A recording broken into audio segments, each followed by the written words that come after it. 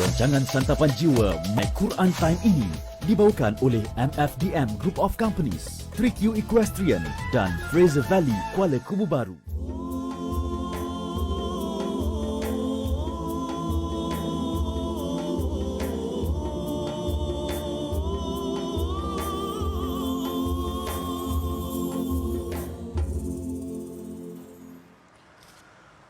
أعوذ بالله من الشيطان الرجيم بسم الله الرحمن الرحيم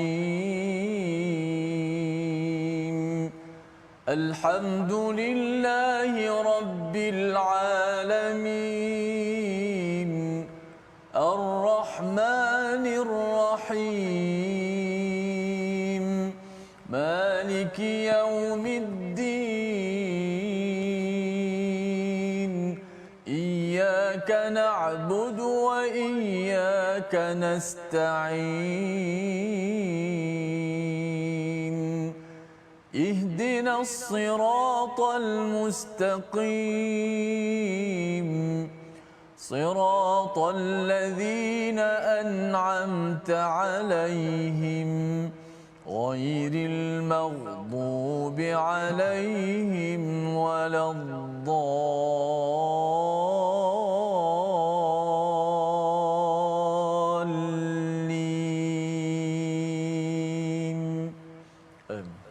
Assalamualaikum warahmatullahi wabarakatuh. Alhamdulillah wassalatu wassalamu ala Rasulillah wa ala alihi wa man walah. Syada la ilaha illallah, syada Muhammadan abduhu wa rasuluh. Allahumma salli ala sayidina Muhammad wa ala alihi wa sahbihi ajma'in. Amma ba'du. Apa khabar tuan-tuan dan puan yang dirahmati Allah sekalian? Kita bertemu dalam My Quran Time, baca faham amal, untuk sama-sama kita mengulang kaji beberapa halaman yang telah pun kita lewati pada minggu ini, pada halaman 505 hingga 510, yang kita doakan agar kita mendapat hidayah daripada Allah Subhanahu Wa Taala. Kita mohon Allah dengan doa subhanakala ilmalana illa ma 'allamtana innaka antal alimul hakim rabbi zidni ilma. Pada hari ini kita ingin mengulang kaji bersama dengan tokoh jemputan kita pada hari ini, bersama dengan Ustaz Kan Yong Sheng. Itu adalah nama asal Ustaz Muhammad Nur Adlu pada hari ini. Ahlan. Assalamualaikum. Ya, jazakumullah khair ya. Kita sama-sama mengucapkan terima kasih kepada Ustaz Muhammad Nur Adil, dan juga hari ini kita bersama Ustaz Tirmizi. Apa khabar Ustaz? Baik, alhamdulillah. Ya, kita seronok bersama dengan Ustaz Nur Adil yang akan berkongsi Ustaz ya, kisah pengalaman bersama hidayah Al-Quran, bersama hidayah dalam agama Islam ini, dan sudah tentunya dijemput pada tuan-tuan yang berada di rumah untuk berkongsi, beritahu kepada kawan-kawan yang lain. Hari ini ada perkongsian istimewa yang kita ingin sama-sama belajar, menghargai daripada pengalaman Ustaz Muhammad Nur Adlu, untuk sama-sama kita jadikan juga sebagai titik tolak dalam kehidupan kita untuk terus committed bersama cahaya Islam, cahaya Al-Quran. Kita ingin lihat kepada halaman 505 pada ayat 21 terlebih dahulu, satu peringatan daripada Allah tentang satu kaum, iaitu kaum Ad. Kita baca ayat 21 terlebih dahulu, dan kemudian kita akan bersama ya Al-Fadhil Ustaz Muhammad Nur Adil untuk melihat betapa isi daripada ayat 21 ini amat relevan dalam pengalaman beliau ya, seawal umur 15 tahun perlu dan ingin membuat keputusan untuk mengikuti isi sebahagian daripada ayat ini. Ayat 21 bersama Fadhil Ustaz Tirmizi. Alhamdulillah, wassalatu wassalamu ala Rasulillah wa ba'd. Terima kasih kepada Ustaz Faz dan juga tetamu jemputan kita Fadhil Ustaz Nur Adil. Selamat datang ke My Quran Time. Alhamdulillah, mudah-mudahan kita dapat manfaat daripada perkongsian pada hari ini insya-Allah. Dan sebelum kita pergi lebih jauh, pastilah kita memulakan dengan sebaik-baik permulaan, dan kita akan bacakan daripada ayat 21 daripada surah Al-Ahqaf. A'udzubillahi minasyaitanir rajim. واذكر أخا عاد إذ أنذر قومه بالأحقاف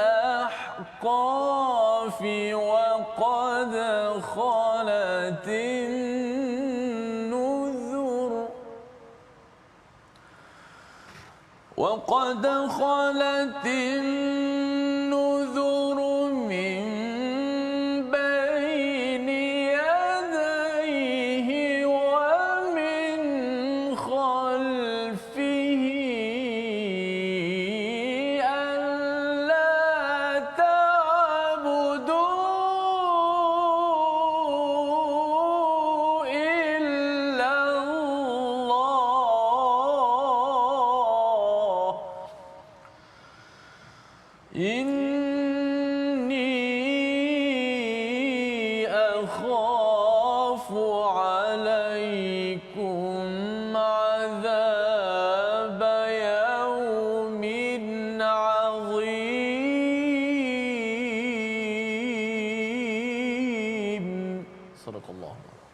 Surah Al-Nazim ayat yang ke-21, dan ingatlah ketika saudara kaum iaitu Hud, saudara kaum Ad, ketika dia mengingatkan kaumnya tentang bukit-bukit pasir, sesungguhnya amaran-amaran yang sama oleh beberapa pemberi peringatan sebelum ini dan yang akan datang. Dan apakah mesejnya? Jangan kamu menyembah selain Allah, aku sungguh bimbang nanti kamu ditimpa azab pada hari yang besar. Inilah peringatan daripada Nabi Hud, ya, suatu masa dahulu untuk kaumnya agar menyembah hanya kepada Allah Subhanahu Wa Taala, dan beliau bimbang, ya, tentang azab yang besar. Kembali kepada Al-Fadhil Ustaz Muhammad Nur Adil, ya, bagaimana, ya, kalau zaman Nabi Hud ini ada Nabi Hud mengingatkan untuk beribadah kepada Allah, mengabdikan hanya kepada Allah Subhanahu Wa Taala, bagaimana pula Ustaz, ya, Ustaz Nur Adil bila berkenalan, ya, berkenalan dengan Islam dan kembali beribadah kepada Tuhan yang satu, apa cerita, apa kisah, siapakah rasul, ya, siapakah utusan ataupun bagaimana peristiwa itu berlaku? Silakan.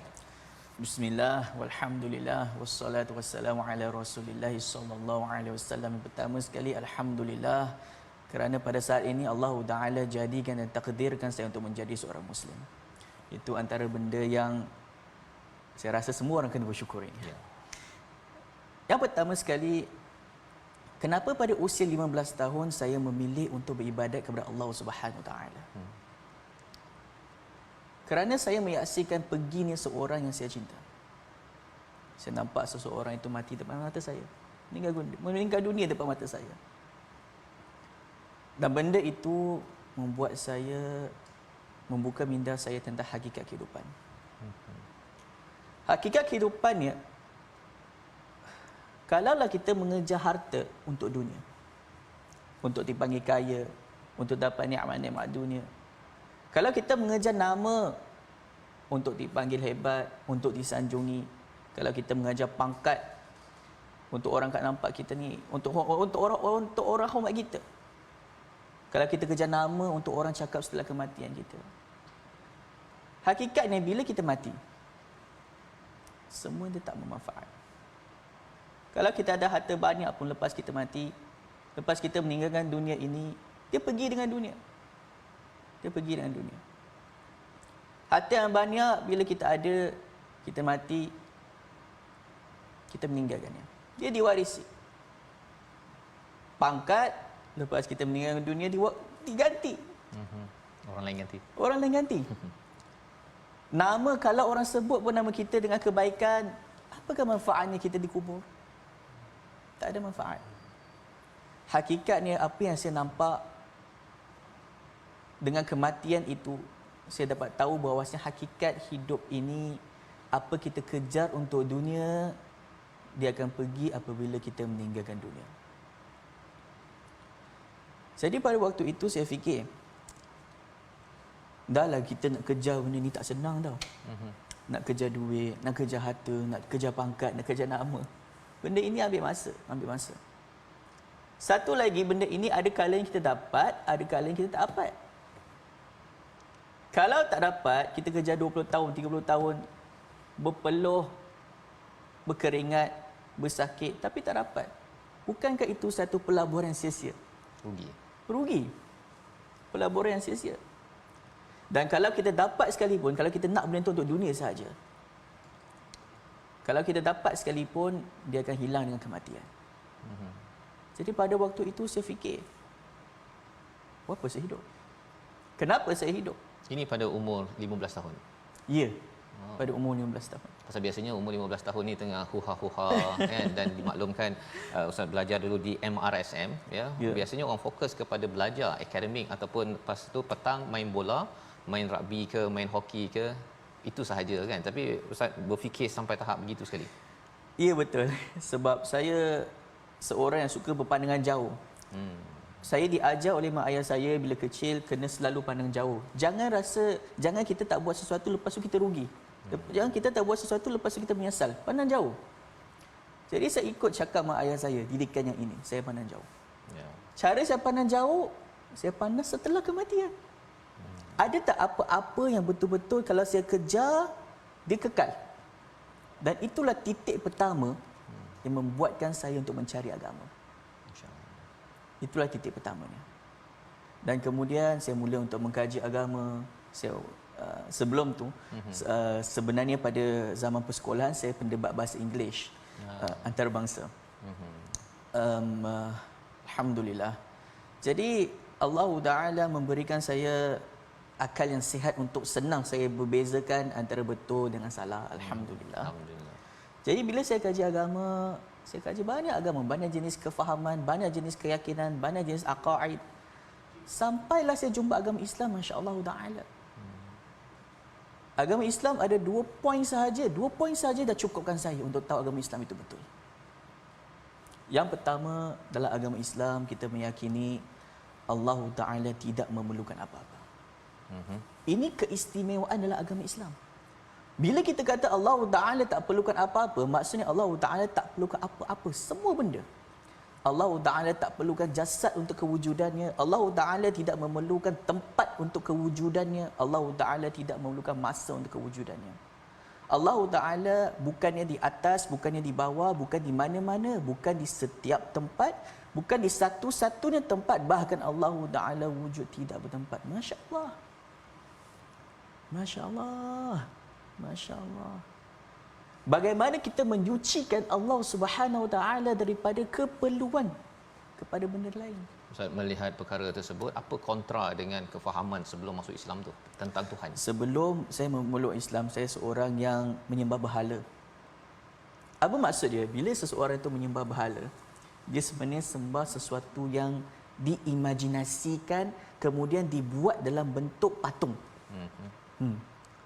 Jadi pada waktu itu saya kata, kenapa pada rumah-rumah kita pada waktu itu kita letak patung-patung? Kemudian kita hadapkan muka mereka depan pintu. Sebab apa? Sebab pada waktu itu mereka kata, kalau Tuhan itu, patung ni dia kata Tuhan, kalau Tuhan itu kepala dia, mata dia tak kala pintu, macam mana nampak pencuri masuk ke tak? Itu menunjukkan kepada keperluan. Keperluan orang untuk mereka untuk menjadikan badan untuk Tuhan. Keperluan dia kepada badan itu untuk melihat dan melindungi manusia. Itulah perbezaan sangat-sangat ketara di antara agama saya pada zaman dulu dengan agama Islam.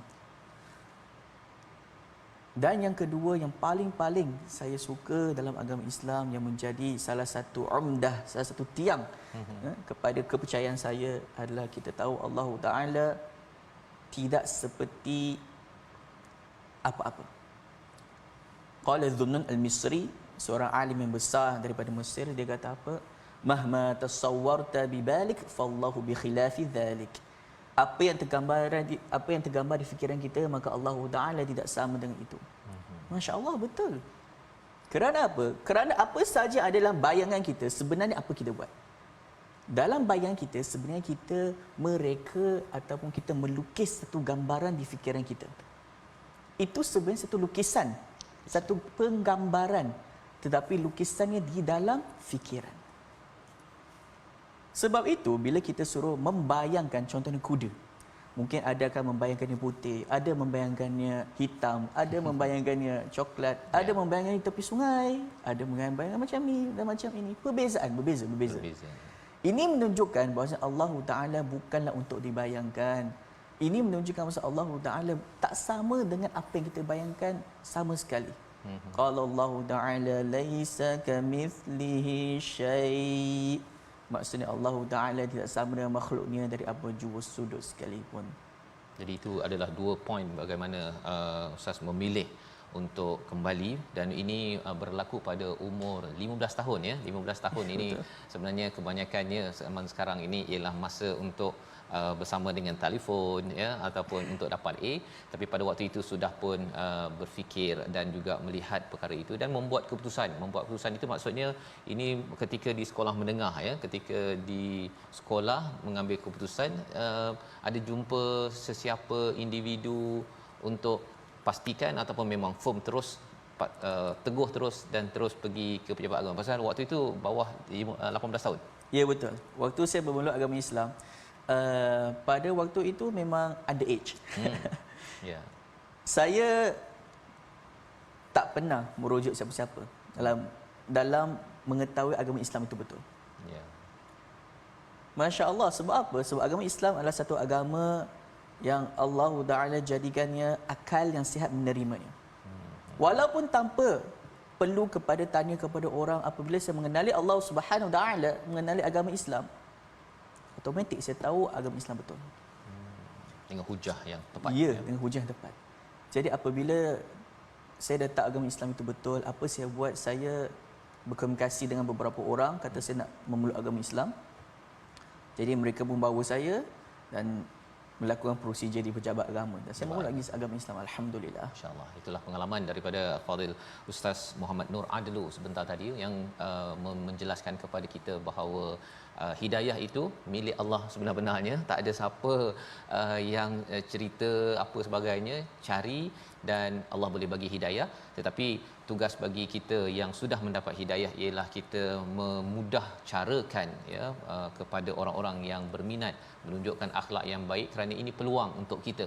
Kerana Allah tidak perlukan, ya sebentar tadi, Allah tidak perlukan walaupun satu manusia, satu makhluk untuk memberi hidayah, tetapi Allah memberi peluang kepada kita untuk bersama berkongsi rasa manisnya hidayah menuju pada Allah Subhanahu Wa Taala. Dan kita ingin teruskan pada halaman 506 pada ayat yang ke-29 bercakap tentang hidayah ini, rupa-rupanya ia bukan sekadar untuk manusia, hatta kepada jin juga kagum kepada hidayah daripada Al-Quran. Kita baca ayat 29 untuk kita memahami lebih lanjut perkara ini bersama Ustaz Tirmizi. A'udzubillahi minasyaitonirrajim. Bismillahirrahmanirrahim. Wa idh sarafna ilaika nafaran minal jinni yastami'una al-Qur'ana falamma hadaruhu qalu ansitu falamma qudiya wallaw ila qaumihim munzirin.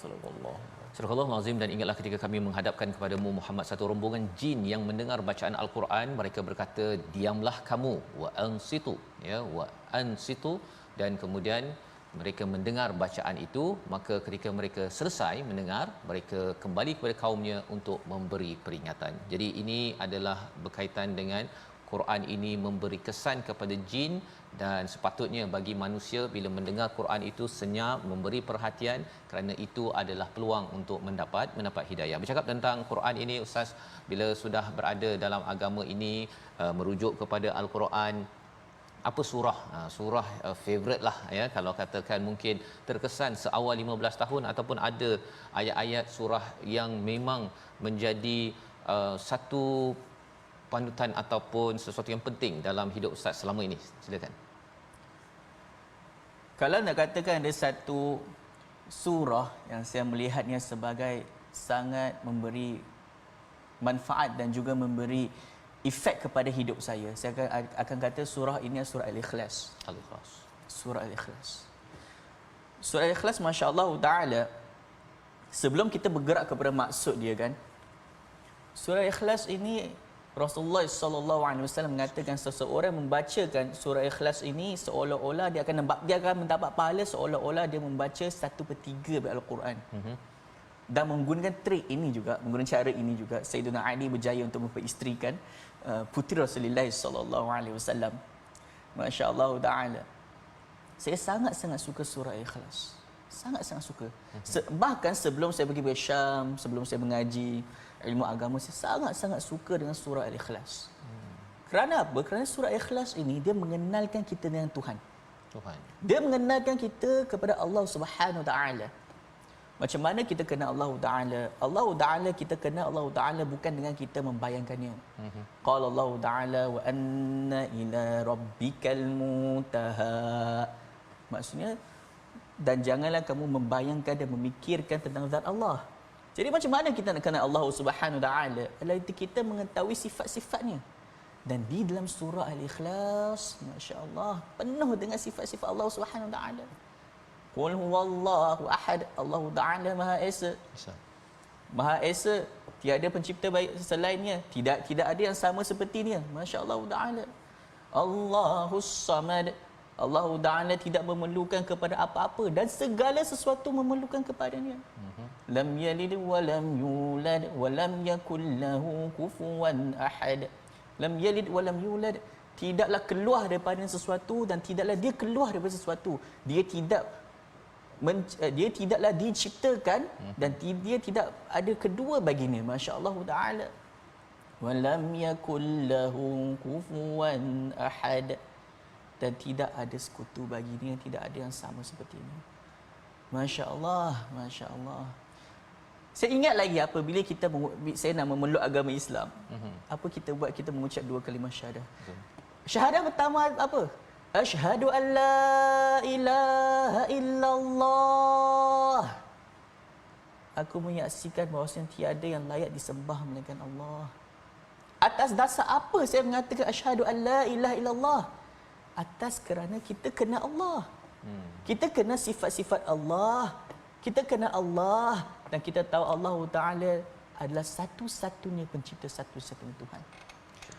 Surah ini mengingatkan kepada saya sebab apa saya memeluk agama Islam. Dan bila saya memeluk agama Islam, saya mula untuk mengaji, menimba ilmu. Sampailah setahap saya mempelajari tafsir An-Nasafi. Saya jumpa sesuatu di dalam tafsir An-Nasafi yang membuat hati saya rasa sangat gembira. Al-Imam An-Nasafi dia kata, syaraful ilm bi syarafil ma'lum. Mulianya satu ilmu adalah kerana mulianya apa yang diketahui. Allah Ta'ala Maha Mulia. Allah Ta'ala paling mulia. Maka ilmu tentangnya paling mulia. Asyraful ulum, ilmu tauhid. Ilmu yang paling mulia, ilmu tauhid, ilmu keyakinan, ilmu kita kenal Allah Subhanahu Wa Taala. Ada kalanya, tuan-tuan dan puan-puan, ada kalanya kita banyak mengejar ilmu fiqh. Bagus ilmu fiqh, bukan tak bagus, bagus ilmu fiqh.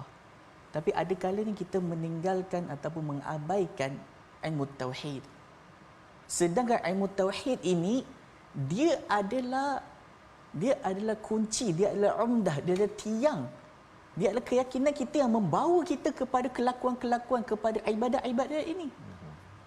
Kalaulah keyakinan kita tak kuat, kita akan mendapati diri kita lemah dalam melakukan kewajipan, meninggalkan perkara yang haram, maksiat. Susah. Masya-Allah Ta'ala. Kerana itu saya suka surah Ikhlas. Masya-Allah ya, jadi itulah surah kesukaan bagi Fadil Ustaz Muhammad Nur Adil ya. Ayat ataupun surah ini pendek saja ya, ramai orang yang hafal, tetapi kadang-kadang hafalnya itu dia seperti meluncur kalau air di atas daun keladi bagi sebahagiannya, tapi sebenarnya ia adalah sebagai satu tiang penting dan ia memberi makna ya kepada ustaz sendiri, dan ia sewajarnya untuk kita semua, untuk kita selalu menyimak tentang ilmu yang penting, mengenal kepada Allah Subhanahu Wa Taala. Kita kembali semula, kita berehat sebentar dalam My Quran Time, baca faham amal insya-Allah.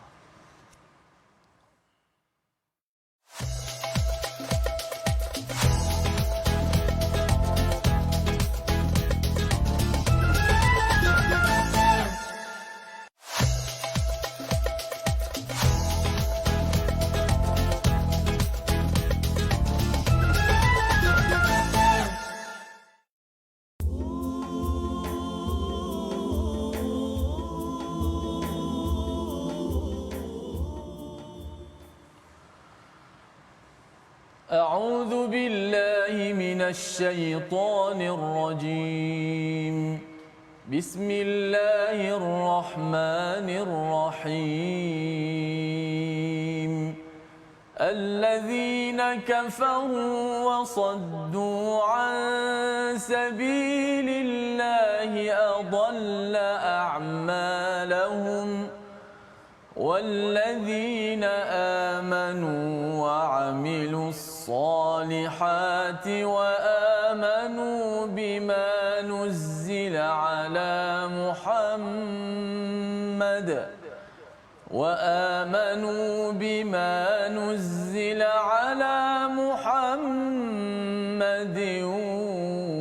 وهو الحق من ربهم كفر عنهم سيئاتهم وأصلح بالهم صدق الله.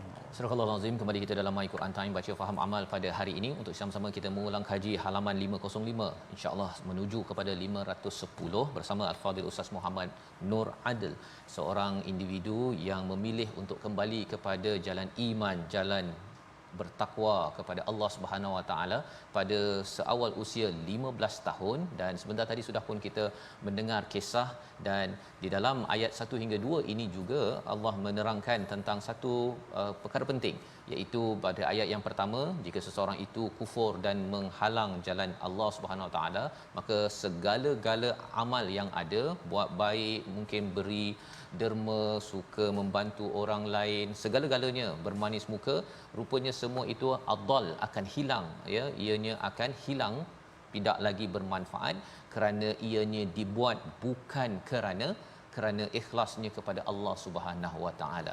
Jadi inilah yang dikongsikan oleh Ustaz Muhammad Nur Adil sebentar tadi, ya, bagaimana ketauhidan dan keimanan itu penting.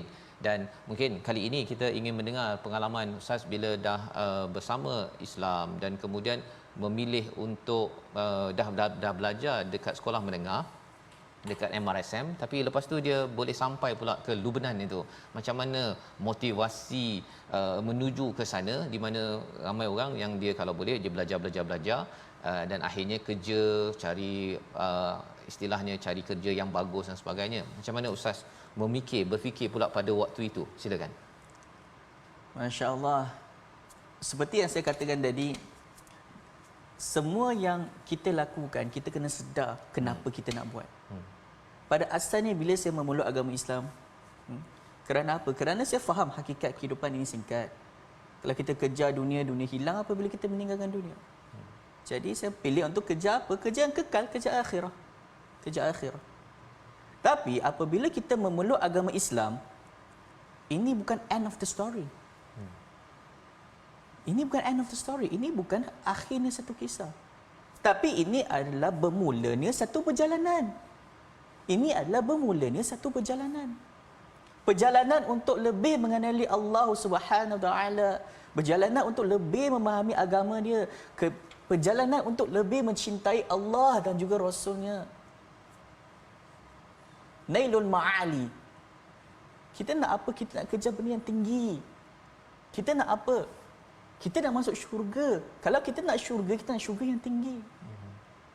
Kita kata kita nak mencintai Allah dan juga Rasulnya, maka kita mengikut apa yang Allah Taala dan juga apa yang Rasulullah sallallahu alaihi wasallam sarankan kepada kita, supaya kita dekat dengan mereka.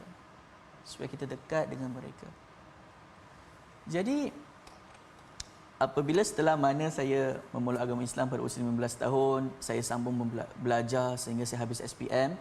Alhamdulillah, pada waktu itu saya dapat beberapa beasiswa.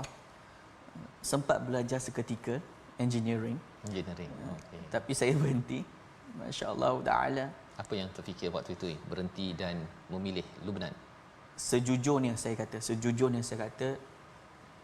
saya suka bidang engineering. Sejujurnya saya kata saya suka. Itu antara impian saya yang dari kecil. Saya suka. Saya usia 3-4 tahun, mak akan belikan mentol, bateri, wayar untuk saya sambung. Okay. Saya buat kipas sendiri. Ayah Ustaz pun mekanik. Ayah saya mekanik. Saya akan tengok dia buat kerja. Saya akan tanya kenapa macam ini, kenapa macam itu. Saya suka. Tapi saya kata kepada diri saya, ya betul, ada sesetengah orang dia boleh menjadi engineer pada masa sama menuntut ilmu agama sampai tahap yang tinggi. Ini bukan mustahil, betul. Ya. Tetapi saya pilih untuk sedar diri. Pada usia 17 tahun pada waktu itu, ya betul saya dapat semua A dalam SPM, ya betul. Saya dapat beasiswa, ya betul.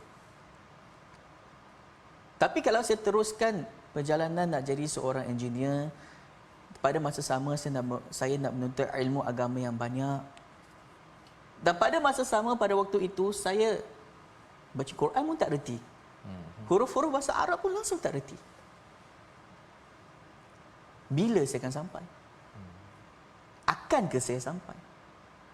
Jadi saya pilih sesuatu yang saya tahu manfaat dia akan kekal selama-lamanya. Bukan saya kata jadi engineer tak ada manfaat. Ada. Tapi saya pilih cinta saya kepada Allah dan juga Rasulnya. Saya pilih cinta saya kepada agama Islam. Saya berhenti course engineering. Saya memilih untuk belajar ilmu agama. Jadi saya pergi ke banyak tempat, saya jumpa dengan banyak guru. Kemudian saya dapat cadangan ini untuk belajar di Syam kerana kekuatan mereka dalam berhujah menggunakan ayat-ayat Quran dan juga hadis, kekuatan mereka terkenal di situ. Jadi pada waktu itu, masya-Allah, saya baru memulai agama Islam pada waktu itu kan. Jadi pada waktu itu ada kalanya ada banyak soalan datang kepada saya. Yang bila saya tanya ustaz-ustaz lain tak boleh jawab. Tak boleh jawab. Bahkan saya pernah dimarahi. Pasal tanya. Saya tanya. Dia kata, benda ni jangan tanya, dia kata. Saya beritahu, saya tanya bukan sebab saya tak yakin, saya yakin. Saya cuma nak tahu kenapa. Saya tak faham kenapa. Tapi saya kena marah. Jadi apa yang berlaku? Saya bertanya, saya berjumpa dengan seorang syekh ini daripada Syam, dan dia jawab soalan saya dengan wuduh, dengan terang, dengan ayat-ayat Quran yang ringkas, dengan dalil-dalil akal yang jitu, yang padu, yang ringkas, yang difahami. Saya ambil keputusan, ini yang saya nak. Yang jelas. Saya nak jelas. Saya cinta kepada Allah dan juga Rasulnya. Saya nak kenal Allah. Saya nak kenal Rasul. Saya nak beribadat kepada Allah Subhanahu Wa Taala dan mendapat pahala yang tinggi, yang banyak, darjat yang tinggi di sisi Allah.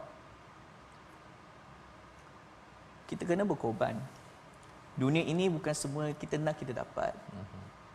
Ibn Jauzi dalam kitabnya Laftul Kabid ila Nasihatul Walad, sebuah kitab yang dia tulis nasihat kepada anak dia. Dia kata apa? Laisa kullu muridin murada wala kullu hajatin wajida. Bukan setiap yang kamu kendaki, bukan setiap orang yang kamu nak, kamu kendaki, kamu cinta dia cinta kamu balik. Tak. Dan bukan semua benda yang kamu kejar kamu akan dapat. Bukan semua hajat kamu ada kamu akan jumpa. Saya nak jadi ini, saya nak jadi ini, saya nak ini, saya nak ini. Hakikat ni kita kena berkorban. Hakikat ni kita tak boleh semua. Hakikat ni ada benda memang kita kena pilih. Jadi saya pilih untuk menuntut ilmu dan mendekatkan diri kepada Allah Subhanahu Wa Taala. InsyaAllah. Dan itu yang membawa kepada berada di Jamiatul Alami di Lubnan, di Syam, ya. Masya-Allah, itulah perjalanan kehidupan bagi Ustaz Muhammad Nur Adil, ya, dan balik daripada Syam kembali di Malaysia meneruskan, ya, mendidik anak bangsa, ya, mendidik dengan ilmu, mengenal, mendekatkan diri kepada Allah SWT kerana ada tujuan. Inilah yang dirakamkan pada ayat yang ke-12. Kita baca bersama ayat ini dan kita nak melihat bagaimana perspektif syurga ini dipasakkan. Dan lebih daripada itu, kalau dalam sebelum beragama Islam ini, apa konsep tentang syurga yang kita akan dengar daripada Ustaz Muhammad Adil. Kita baca dahulu ayat yang ke-12 surah Muhammad. Silakan Ustaz Tir. A'udzubillahi minasyaitanir rajim. Bismillahirrahmanirrahim. Inna Allah yudkhilul ladzina amanu wa 'amilus salihati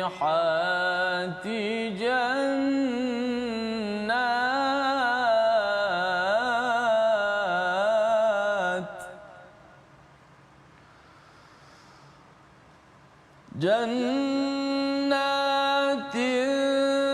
تجري من تحتها الأنهار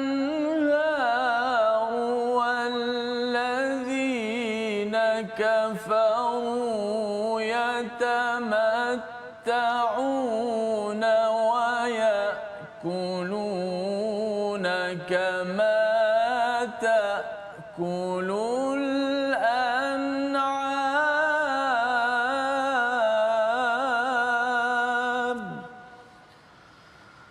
ويأكلون كما تأكل الأنعام والنار مثوى لهم صدق الله. Surah Al-Azim, sesungguhnya Allah akan memasukkan orang-orang yang beriman dan mengerjakan kebajikan, iaitu beramal soleh, ke syurga yang mengalir di bawahnya sungai-sungai.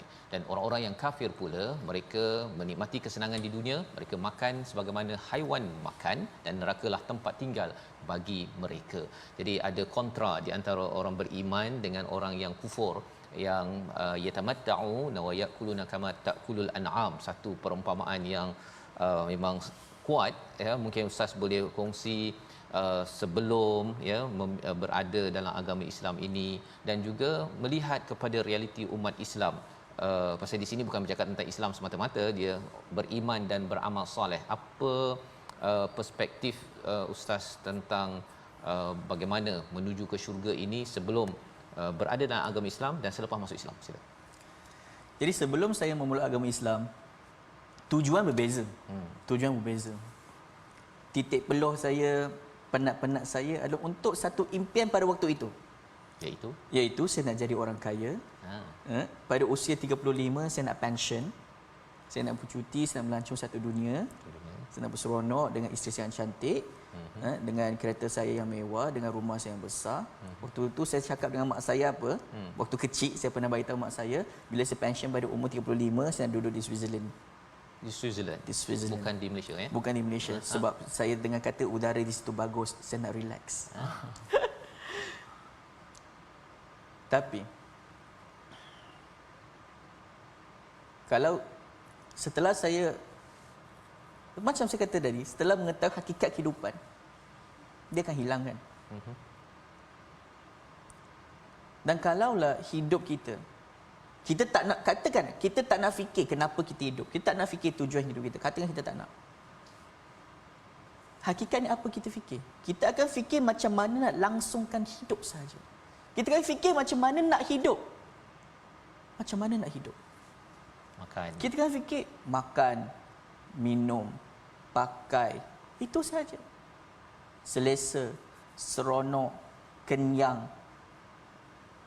Masya-Allah. Saya fikir balik impian saya dulu. Itulah sebiji. Itulah dia. Itulah dia. Impian saya dulu bukanlah impian yang jauh. Impian saya dulu adalah impian yang dekat. Yang impian itu adalah untuk saya melangsungkan kehidupan dengan bahagia. Itu yang saya fikirkan. Jadi apa yang saya nak katakan, dalam kehidupan ini hendaklah kita berdoa kepada Allah Subhanahu Wa Taala untuk ingat objektif utama dan tujuan utama kehidupan kita. Ya, betul, ada kalanya kita akan sakit, ada kalanya kita akan sedih, ada kalanya kita akan lapar. Itu benda biasa. Itu benda biasa. Qala syu'ara, mereka kata apa? Orang-orang syair dalam bahasa Arab, mereka kata apa? Maddahru illa sururun wa ahzanu. Tidaklah hidup ini melainkan hanya kegembiraan yang sedikit dengan kesedihan yang banyak. Hakikatnya kalau kita fikir macam mana nak bahagiakan kelangsungan hidup semata-mata, kita masih akan dapat kesedihan yang banyak. Mungkin kesedihan pada tempat lain. Bila saya cakap begitu, bila ustaz ada impian sebentar tadi kan, nak round satu dunia, Switzerland, ya, sebagainya itu, dan bila sampai pada saat ini ustaz, ya, kita bercakap tentang saat ini, dan mak pun dengar, ya, mungkin ayah tahu, anak aku sekarang dia tengok anak aku ni dah lain kan, lain dia punya ni. Dan ayah Ustaz dimaklumkan sebagai mekanik ya, ataupun sekarang berada di Sungai Buloh kan, Ya, betul. duduk bersama. Jadi beberapa tahun yang lepas cakap begini, bila sekarang ni anak aku dah lain ni, macam mana respon daripada ibu ayah yang saya yakin Ustaz amat rapat dengan mereka sehingga boleh duduk bersama sampai tahap ini? Sila. Ya, betul. Respon mereka masya-Allah taala pada awalnya bila mereka tahu saya memeluk agama Islam, mereka terkejut. Mereka memang terkejut. Kerana apa? Kerana mereka rasa pelik. Kenapa? Sampai mak saya, dia kata apa? Dia tanya saya ada buat salah apa-apa ke yang buat kamu nak pindah agama lain? Mak saya menangis banyak waktu tu. Kurus. Saya beritahu mak saya. Saya kata kat dia, mak, saya masuk agama Islam bukan sebab mak buat salah. Saya masuk agama Islam sebab apa? Sebab mak ajar saya benda yang betul. Mak dari kecil, apa mak ajar saya? Saya panggil dia Mami. Mami, apa Mami ajar saya waktu kecil? Mami, kamu ajar kepada saya berhati-hati sebelum buat keputusan betul. Mami, kamu ajar kepada saya fikir sebelum buat betul. Mami, kamu ajar kepada saya pandangan jauh betul. Mami, saya pandang jauh ni. Saya dah pandang jauh. Saya pandang apa yang kekal. Saya buat keputusan setelah saya fikir, setelah saya tahu saya sanggup tinggalkan benda yang saya suka untuk Allah Ta'ala. Untuk apa yang kekal. Ini apa yang mak ajar. Jadi bila dia dengar ini, sejujurnya dia terkesan. Dan kami pun pernah ada dialog berkaitan dengan agama, dan dia pun menerima agama Islam ini agama yang benar. Dia pun menerima. Tetapi biasa Allah Ta'ala ada kalanya memberi hidayah kepada orang, ada kalanya tidak. Dia tetap memilih untuk tidak memeluk agama Islam walaupun dia tahu agama Islam itu betul. Sampai tahap ini. Ya, betul. Yang kita doakan sebenarnya diberikan hidayah kepada Amin. ibu, ayah, kepada ustaz dan juga kepada kita semua. Ya, kerana hidayah itu bukan satu titik, tetapi ia adalah satu perjalanan sampailah mendapat rahmat ke syurga Allah Subhanahu Wa Taala. Jadi terima kasih diucapkan kepada Al-Fadhil Ustaz Muhammad Nur Adil yang berkongsi kisah, dan saya yakin bahawa banyak lagi yang pengalaman, cara melihat yang ingin kita congkilkan, tapi hari ini dengan masa yang ada kita bersyukur dapat bersama, kerana bukan mudah Ustaz ya, bukan mudah kecuali apabila dengan ilmu, ketauhidan, keimanan yang jelas, maka selepas itu hujah itulah yang melatari kepada pilihan kita. Malah ada impian lama, tetapi kali ini impian itu lebih tinggi daripada impian lama, berbanding ada yang kata kalau dah ni bertukar pula kan, akan menyebabkan kolot ataupun tak maju. Tapi rupa-rupanya itulah pemikiran yang lebih ke hadapan, itu yang diajar oleh Mami sebentar tadi ya, untuk terus berhati-hati, kerana bukan semua yang kita tak nampak itu tidak ada, dan inilah yang diajarkan di dalam agama Islam, agama yang penuh dengan hujah yang jelas dalam menuju ke daerah akhirat nanti insya-Allah. Di hujung ini kita berdoa kepada Allah Subhanahu Wa Taala, Allah pimpin kita terus kita committed bersama Islam ikhlas hanya kerana Allah Subhanahu Wa Taala. Bersama dengan Al-Fadhil Ustaz berdoa bersama di hujung. Bismillahirrahmanirrahim. Alhamdulillahirabbil alamin, wassalatu wassalamu ala asyrafil anbiya'i wal mursalin. Ya Allah ya Rabbi, Allahumma inna nas'aluka natawajju ilaika min nabiyyika Muhammad nabiyyir rahmah. Ya Muhammad, inna natawajju bika ila rabbina fi hajatina lituqda lana. Ya Allah, ya Allah, ya Allah. Allahumma amitna fil iman wa la tumitna illa wa nahnu fil iman. Allahumma amitna fil iman. Allahumma amitna fil iman.